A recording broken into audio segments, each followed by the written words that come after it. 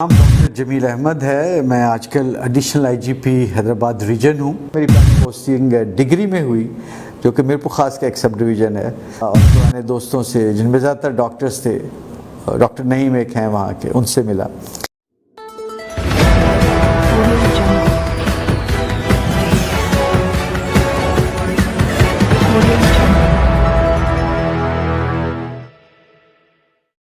نام ڈاکٹر جمیل احمد ہے. میں آج کل additional I G P Hyderabad region ہوں. میرا تعلق 17th کامن سے ہے، جیسے کہ ہم کہتے ہوتے ہیں سی ایس ایس جنہوں نے کیا ہوتا ہے. اور 1989 کے اینڈ میں نے سروسز جوائن کی تھیں، سول سروسز اکیڈمی کو جوائن کیا تھا اور لاہور میں ہماری ٹریننگ ہوئی تھی. Basically I belong to Sahiwal Punjab, اور میں نے ایف ایس سی وہیں سے کی تھی، گورنمنٹ ڈگری کالج ساہیوال سے. اور اس کے بعد مجھے سلور میڈل ملا تھا، ٹاپ 20 میں تھا ملتان ڈویژن میں.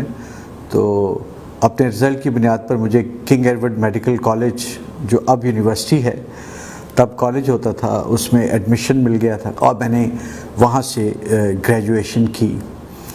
اسکول میں اور کالج میں میں نے پڑھائی کے علاوہ سپورٹس میں بھی بھرپور حصہ لیا. میں اسکول کی ہاکی ٹیم کا بھی کیپٹن تھا، گورنمنٹ ہائی اسکول ساہیوال، اور اسی طرح گورنمنٹ ڈگری کالج ساہیوال کی ہاکی ٹیم کا بھی کیپٹن تھا، اور بہت سے ٹورنامنٹس کھیلے اور جیتے اور ہارے بھی، جیسے کہ اسپورٹس میں ہوتا ہے. تو میٹرک میں بھی مجھے ٹیلنٹ اسکالرشپ ملا تھا. میری ٹاپ 10 میں پوزیشن تھی ملتان ڈویژن میں، اسی طرح ایف ایس سی میں بھی. اس کے علاوہ میں ڈیکلیمیشن کانٹیسٹ میں یا جو اسپیچ کانٹیسٹ ہوتے ہیں اس میں بھی حصہ لیتا رہا اور جیتا رہا. اردو تقاریر بھی کی، انگلش تقاریر بھی کی، اور اس کے علاوہ اور بھی بہت سی جو کو کریکولر ایکٹیویٹیز ہوتی ہیں ان میں حصہ لیا. ہاکی کے علاوہ بھی ساری سپورٹس جو اویلیبل تھیں وہ کھیلیں، جس میں cricket, swimming, lawn tennis, squash, badminton, table tennis وغیرہ شامل ہیں. تو بنیادی طور پر دو ہی میں کام کرتا رہا ہوں ایز اے اسٹوڈنٹ، وہ تھا پڑھائی اور سپورٹس. تو I had a very busy and active and kind of dynamic life. تو گریجویشن کے بعد کنگ ایڈورڈ میڈیکل کالج سے پاس آؤٹ ہونے کے بعد میں نے ایک پی سی ایس پنجاب کا ایگزام تھا، جس میں 1000 پوسٹیں اویلیبل تھیں ڈیمونسٹریٹرز کی اور میڈیکل آفیسرز کی پنجاب میں. اس میں حصہ لیا اور اس میں 3-4 ہزار ڈاکٹروں نے حصہ لیا. میری 9ویں پوزیشن آئی، اور جو پہلے 10 لوگ تھے پنجاب میں ان کو کنگ ایڈورڈ میڈیکل کالج میں ڈیمونسٹریٹر یعنی ایز ٹیچر جاب کی آفر ہوئی، جو میں نے بہت خوشی سے ایکسیپٹ کی، کیونکہ وہ اس وقت میرا ڈریم جاب تھا اور میں بہت خوش ہوا. مجھے لگا جیسے میں چاند پہ پہنچ گیا ہوں. تو جب ہم نے امتحان وغیرہ فائنل پروفیشنل دے دیا تو ہمارے پاس کوئی 3 مہینے تھے، اور میرا روم میٹ جو تھا ڈاکٹر سہیل ریاض، فیصل آباد سے اس کا تعلق ہے، اس نے اس خواہش کا اظہار کیا کہ وہ بڑا کین تھا سی ایس ایس کرنے کے لیے. اور چونکہ ہم نے چاروں پروفیشنل ایگزامینیشنز اکٹھے تیاری کر کے دیے تھے، ہم بڑے گہرے دوست تھے، تو اس نے مجھے کہا کہ آپ مجھے سی ایس ایس کے امتحان میں بھی کمپنی دو. تو میں نے اس سے ایگری کیا. ہم ناردرن ایریاز کی سیر پہ چلے گئے 10 دن کے لیے. واپس آ کے ہمارے پاس لیٹرلی 3 مہینے تھے، اور ٹورڈز دی اینڈ فلڈز بڑے آئے تھے اس سال، تو 15 دن یہ لیٹ ہو گئے، تو ہمارے پاس 3.5 مہینے ہو گئے. تو سارے سبجیکٹس نئے تھے، جن میں history of U S A, political science, journalism, Punjabi, اور جو سارے باقی کمپلسری سبجیکٹس ہوتے ہیں وہ شامل تھے. تو ہم نے پرانی انارکلی سے، مجھے ابھی بھی نام یاد ہے، یونین بک ڈیپو تھا، وہاں جا کے ہم نے اپنے سبجیکٹس اس کو بتائے، تو اس نے ہمیں 2 بنڈل بنا کے دے دیے. وہ کتابیں ہم لے آئے. ان تمام سبجیکٹس کا میڈیسن سے کوئی تعلق نہیں تھا، اور سب نئے سبجیکٹس تھے، اور ہمارے پاس کوئی ٹیچر نہیں تھا، کوئی اکیڈمی نہیں تھی. تب ان اکیڈمیوں کا اتنا کوئی رواج نہیں تھا. تو ہاسٹل میں ہی کنگ ایڈورڈ میڈیکل کالج کے بیٹھ کے ہم نے تیاری کی، لیکن بہت محنت کی. ڈیلی ہم کوئی 14-15 گھنٹے پڑھتے تھے. تو خود ہی یہ سب سبجیکٹ پڑھ کے جو بھی سمجھ آیا امتحان دے دیا، اور ہم دونوں نے اللہ کے کرم سے ریٹن ایگزام کلیئر کر لیا. اس کے بعد مجھے میڈیکل کے جاب کی آفر ہو گئی. میں کنگ ایڈورڈ میڈیکل کالج میں فارماکالوجی کا سبجیکٹ جو کہ میڈیسنز کے ساتھ ڈرگس کے ساتھ ڈیل کرتا ہے، ان کی تمام ڈیٹیلز کے ساتھ ڈیل کرتا ہے، تو میں MBBS کے اسٹوڈنٹس کو وہاں پڑھانے لگ گیا۔ اسی دوران مجھے انٹرویو کی کال آئی CSS کے، اور میں نے بالکل بغیر کسی خاص ایفرٹ یا تیاری کے انٹرویو دے دیا۔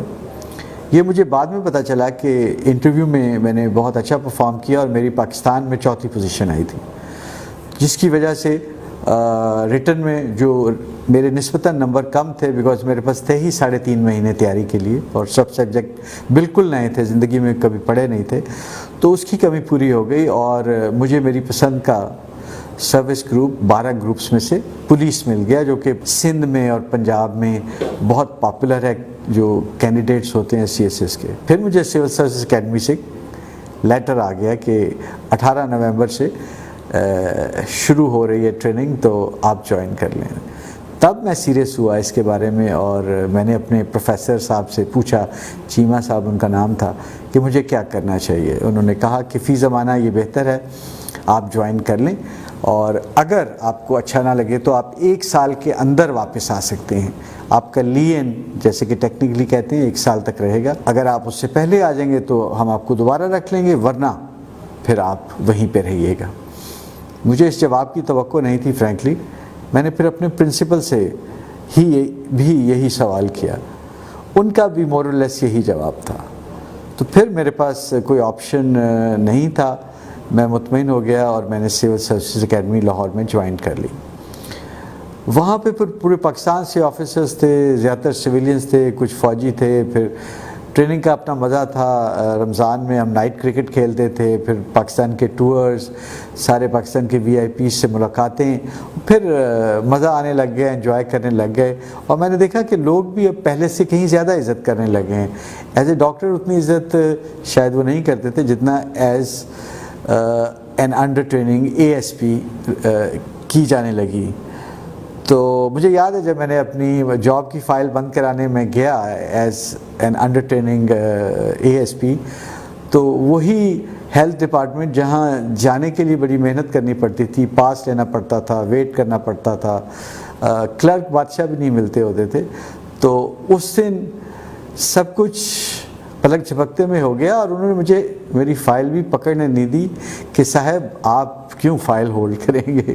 تو یہ ہمارا کلچر ہے، یہ ہماری سوسائٹی ہے کہ انہوں نے کہا آپ صاحب بن گئے اور آپ فائل ہم آپ کی پکڑ کے آپ کے ساتھ چلیں گے، اور میرا فوراً کام ہو گیا، میری فائل کلوز ہو گئی۔ تو میری پہلی ایلوکیشن سندھ میں ہوئی ایز ASP۔ میں نے آپٹ کیا سندھ کے لیے کیونکہ اس کا کلچر پنجاب سے ملتا جلتا ہے، اور میں نے UT شپ میرپور خاص میں اور دادو میں کی۔ فیاض لغاری صاحب میرپور خاص میں اور اختر علی جامری دادو میں میرے SSP تھے، دونوں بہت ہی اچھے اور کائنڈ آفیسرز تھے۔ UT شپ میں ہم نے دادو کے جنگلوں میں اینٹی ڈیکوائٹی آپریشن بھی کیا، ڈاکو مارے بھی۔ بہرحال ٹریننگ مکمل ہو گئی تو پھر میں FC میں چلا گیا، اور 1 سال میں نے گزارا سوات میں، کچھ ٹائم شب قدر میں جو پشاور کے قریب ہے، اور 11 مہینے سوات میں۔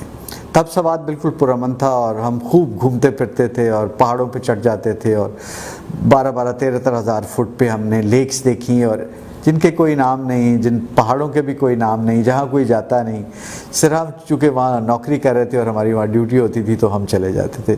بہت انجوائے کیا۔ سوات کے جو آڑو ہیں وہ بہت مزیدار ہیں اور بہت مشہور ہیں، آپ بھی کھائیے گا۔ تو 8 نمبر مجھے اب بھی یاد ہے، وہ براؤن جوسی آڑو ہوتے ہیں، میرا خیال اس سے اچھا پھل شاید دنیا میں کوئی نہیں ہے۔ اینی وے، تو پھر میں واپس آ گیا۔ میری پہلی پوسٹنگ ڈگری میں ہوئی، جو کہ میرپور خاص کا ایک سب ڈویژن ہے، جو اب بھی as additional IG Hyderabad region میری جورسڈکشن میں ہے۔ اور یہاں پوسٹنگ کے بعد سب سے پہلے میں جس سب ڈویژن میں گیا وہ ڈگری تھا، اور وہاں میں اس پریس کلب میں بھی گیا، چھوٹا سا پریس کلب ہے وہاں پہ ایک بازار کے بیچ میں ایک نکر پہ، اور ان سے میں ملا، اور پرانے دوستوں سے جن میں زیادہ تر ڈاکٹرز تھے، ڈاکٹر نعیم ایک ہیں وہاں کے، ان سے ملا، تو بڑا مجھے اچھا لگا۔ اینی وے، میں نے عمر کوٹ پھر نیکسٹ پوسٹنگ کی، پھر میں کراچی چلا گیا ASP ہیڈ کوارٹرز ملیر، پھر وہاں سے میں UN مشن پر موزمبیق چلا گیا 94 میں، وہاں میں نے کچھ وقت گزارا۔ وہیں سے میں بوسنیا کے لیے سلیکٹ ہو گیا، لیکن بیچ میں 1 مہینے کا وقفہ تھا، تو انہوں نے ہمیں ٹکٹ دے کے پاکستان بھیجا کہ آپ اپنی فیملی سے مل آئیں، لیکن یہاں آنے کے بعد نصیر اللہ بابر صاحب جو انٹیریئر منسٹر تھے، میجر جنرل ریٹائرڈ، انہوں نے کہا کہ ایک ہی مشن ایک آفیسر کرے گا اور اگلے مشن پہ نئے لوگ جائیں گے. حالانکہ ہمیں یو این نے سلیکٹ کیا ہوا تھا اور ہم سے چھٹیاں گزارنے آئے تھے، لیکن انہوں نے ہمیں نہیں جانے دیا. یہ ایک مجھے بڑا افسوس ہے کہ میں بوسنین مشن نہیں کر سکا. اگر میں وہ بھی کر لیتا تو مجھے یو این میں بعد میں کوئی جاب بھی مل سکتی تھی. اینی وے وہ قسمت کے کھیل ہوتے ہیں. تو واپس میں آیا تو ڈسٹرکٹ ویسٹ میں ایڈیشنل ایس پی لگا، پروموٹ ہو گیا، اور پروموشن کے فوراً بعد میری شادی ہو گئی، اور شادی کے 10 دن بعد میری ٹرانسفر پنجاب ہو گئی. تو بیگم کا قسمت مقدر، وہ لاہور کی ہے تو مجھے پھر لاہور لے گئی. تو پھر میں نے کوئی 13-14 سال پنجاب میں گزارے اور وہاں پر 5 ڈسٹرکٹس میں نے کمانڈ کیے. پہلا ضلع مظفر گڑھ تھا اور دوسرا ضلع میرا ساہیوال جو میرا ہوم ڈسٹرکٹ ہے. 2000 میں وہاں پہ رہا. پھر وہاڑی رہا. وہاڑی کے بعد اسپیشل برانچ فیصل آباد ریجن رہا، جس میں فیصل آباد ڈویژن اور سرگودا ڈویژن تھے. وہاں سے میری پھر ڈسٹرکٹ خانیوال میں as district S P posting ہو گئی. وہاں میں 2 سال رہا. اس کے بعد مجھے اکھاڑا ڈسٹرکٹ ایس پی پوسٹنگ ہو گئی. کچھ وقت میں نے وہاں گزارا. تو سب سے پہلے میرا ضلع مظفر گڑھ تھا 97-98 میں، اور اس سے پہلے میں as additional S P Lahore بھی رہا، ڈی جی خان بھی رہا اور جنگ بھی رہا. سارے ضلع ولے کرنے کے بعد 10 سال صدرن پنجاب میں، جو کہ سیکٹیرین ٹیررزم کا ہاٹ بیڈ تھا، گزارنے کے بعد میں پھر لاہور آ گیا. اور پھر 2 سال میں as S S P administration رہا اسپیشل برانچ میں، اور 2 سال میں S S P special branch Lahore region رہا، جو کہ بڑا ایکٹیو کام تھا. بڑا اس میں ڈیوٹیز ہوتی تھیں، اور پریزیڈنٹ مشرف صاحب آتے ہوتے تھے، ان کے ساتھ ہم ڈیوٹی کرتے تھے، باقی وی آئی پیز کے ساتھ. تو اس کے بعد پھر جب میری S D I G promotion ہوئی، تو چونکہ مجھے کوئی 13-14 سال پنجاب میں ہو گئے تھے، تو 10 سال کے بعد یہ خطرہ نظر آنے لگتا ہے کہ گورنمنٹ آپ کو اپنی مرضی سے کسی بھی دوسری جگہ، کسی دوسرے صوبے میں بھیج سکتی ہے. تو میں خود ہی آپٹ کر کے فیڈرل گورنمنٹ میں چلا گیا، اور انٹیلیجنس بیورو میں نے 4 سال گزارے. 2 سال اسلام آباد میں اور 2 سال لاہور میں. پھر سندھ پولیس کی طرف سے میری ریکویزیشن آئی جب کراچی آپریشن شروع ہوا، کیونکہ وہ آئی جی صاحب جو اقبال محمود صاحب تھے، ان کی ٹریننگ ہمارے ساتھ ہوئی تھی. وہ گریڈ 18 میں پولیس میں آئے تھے، تو ہم سے 5 سال سینئر تھے. تو انہوں نے مجھے کراچی بلا لیا. 2014 میں کراچی آ گیا، جون کے اینڈ پہ. اس کے بعد سے میں یہاں ہوں. تو میرے آنے کے 3 دن بعد آئی جی صاحب او ایس ٹی بن گئے، اور میں یہاں کسی کو نہیں جانتا تھا. میں 3 مہینے پوسٹنگ کا انتظار کرتا رہا. پھر میری D I G training Sindh posting ہوئی. 7-8 مہینے میں نے یہ جاب کیا. اس کے بعد میری بڑی اچھی پوسٹنگ ہوئی، بڑی پریسٹیجیس ہائی پروفائل. وہ تھی D I G south zone Karachi, جو شاید ڈی آئی جیز کی پوسٹنگز میں ون آف دا بیسٹ ہے. اس کو میں نے بہت انجوائے کیا. اس میں نے بہت سے ڈگنیٹریز کے ساتھ ریلیشنز میرے اسٹیبلش ہوئے. میڈیا کے ساتھ بڑا اچھا ریلیشن میرا اسٹیبلش ہوا، اور میں بہت زیادہ میڈیا پہ آتا تھا، ہر طرح کے پروگرامز میں، مارننگ شوز میں بھی اور کرنٹ افیئرس کے پروگرامز میں بھی، پریس کانفرنسز، آن ڈیوٹی فیلڈ میں بھی جو ہماری ایکٹیویٹیز ہوتے تھے، انکاؤنٹرز ہوتے تھے، اس میں بھی میڈیا کے ساتھ انٹریکشن رہتا تھا.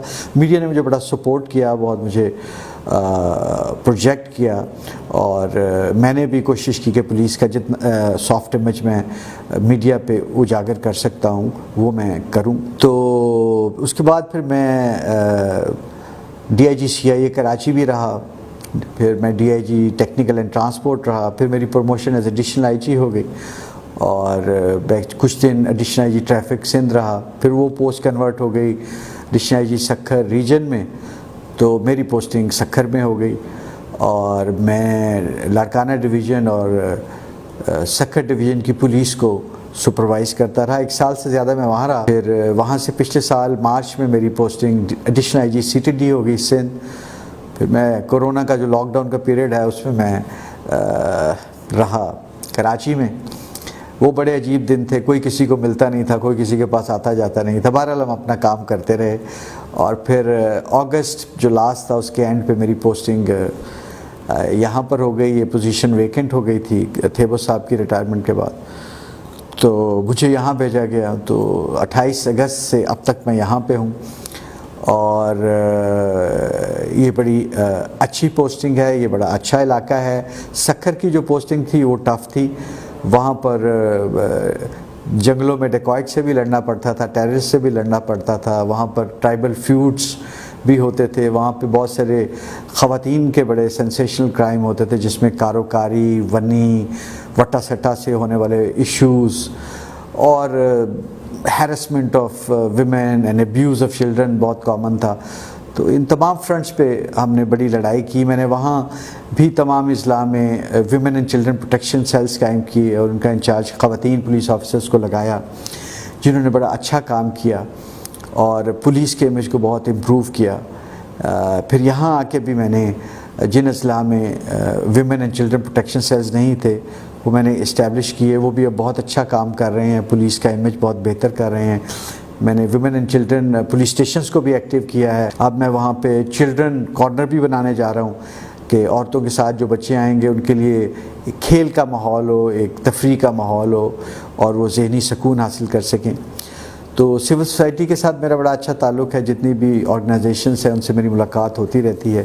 جو بھی امپورٹنٹ ڈیز ہوتے ہیں وہ ہم سیلیبریٹ کرتے ہیں۔ اب انشاءاللہ 8 مارچ کو انٹرنیشنل ویمن ڈے ہے، اس کو بھی ہم سیلیبریٹ کریں گے۔ تو اسی طرح مختلف ایام جو خاص طور پہ بچوں کی ویلفیئر کے اور خواتین کی ویلفیئر کے حوالے سے ہوتے ہیں، اس کو میں محکمہ پولیس کے افسران کے ساتھ مل کے سیلیبریٹ کرتا ہوں سول سوسائٹی کے ساتھ، تاکہ ہم ایک دوسرے کو سمجھیں اور جو تھوڑا فاصلہ ہے پولیس میں اور عوام میں وہ کم ہو اور پولیس کا امیج بہتر ہو اور ہم بہتر کمیونٹی پولیسنگ کر سکیں۔ ڈیوٹی کے ساتھ ساتھ میرا جو دوسرا واحد شوق ہے وہ ایکسرسائز ہے، وہ میں ریگولرلی کرتا رہتا ہوں۔ اب سپورٹس تو نہیں کھیل سکتے، ایسے عہدے پہ ہیں، بٹ میں اپنی جم ٹریننگ، کارڈیو ٹریننگ کر لیتا ہوں، ویٹ ٹریننگ کر لیتا ہوں، اپنے آپ کو فٹ رکھنے کی کوشش کرتا ہوں۔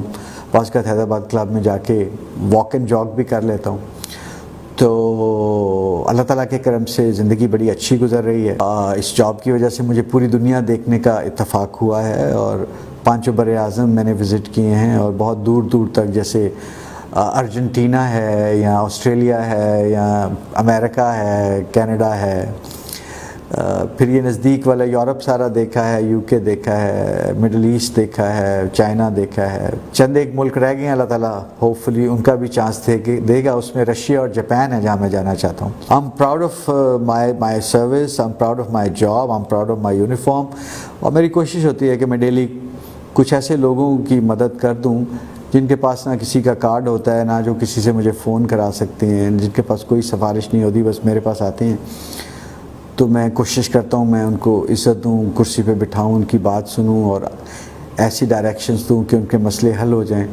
خاص طور پہ جو خواتین میرے پاس آتی ہیں، جو بچے میرے پاس آتے ہیں، اور 80-90% کیسز میں صرف ہمارے ان کے ایشوز میں انوالو ہو جانے سے ان کے مسئلے حل ہو جاتے ہیں۔